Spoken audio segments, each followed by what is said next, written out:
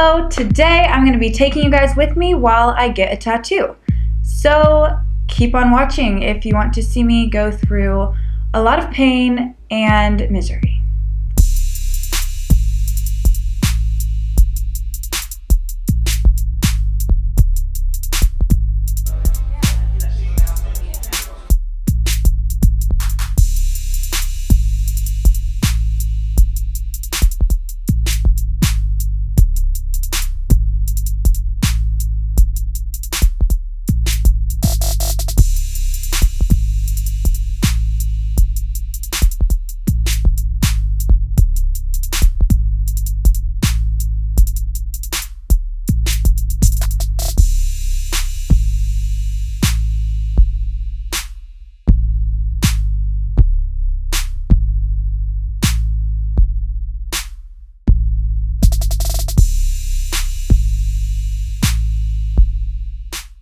Alright, I hope you guys enjoyed that little meshing of the 3 hours that I was being tattooed. So let's start out with why I chose this specific parlor and this artist.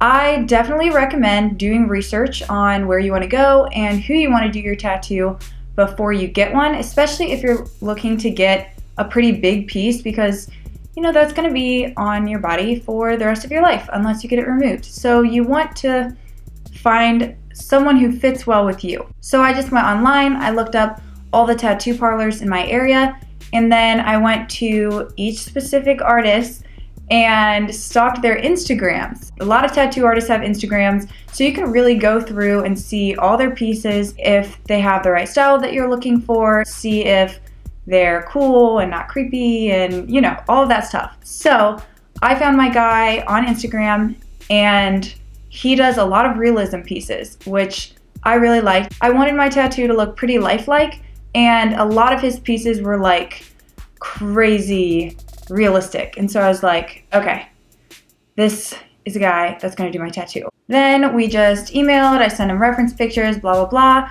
So it came the day that I was gonna get my tattoo. And you guys saw the whole experience. It hurt pretty bad towards the end. On a scale of 1 to 10, I would say at the worst, it was like an 8. Like it was definitely painful. When it's over, it's just totally worth it. And it's kind of this like awesome feeling where like, shit, I just got a huge tattoo. And for me, that's a great feeling. The healing actually went a lot better than my first tattoo. My first tattoo had a lot of surface area being just completely tattooed black.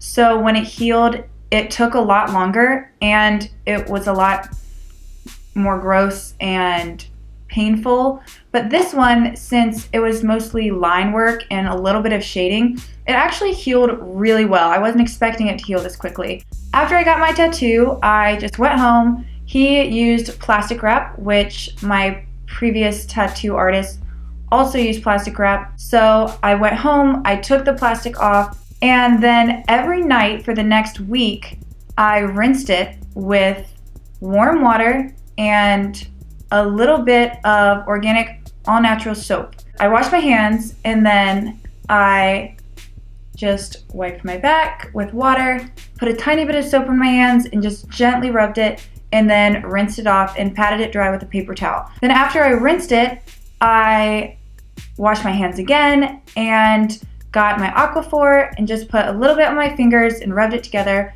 and then just gently massaged it into my back. I definitely recommend Aquaphor. I've used it for both my tattoos now, and it helped them heal really, really well. So that's what I did every single night. My tattoo didn't get super dry. I know for this one I had to put Aquaphor on it like 3 times a day, but I think because again it was a lot more line work and just a little bit of shading, it required a little bit less work when it came to healing the tattoo. So that's pretty much everything I did to keep it clean and to help it heal. So here it is after it's been healed. I obviously have a tank top on, so you won't be able to see the entire thing, but I think it looks really sweet. My tattoo artist did a great job, and I highly recommend him. I could not be happier with my tattoo. He did it exactly how I asked, and it was a great experience. So now on to why I got this tattoo.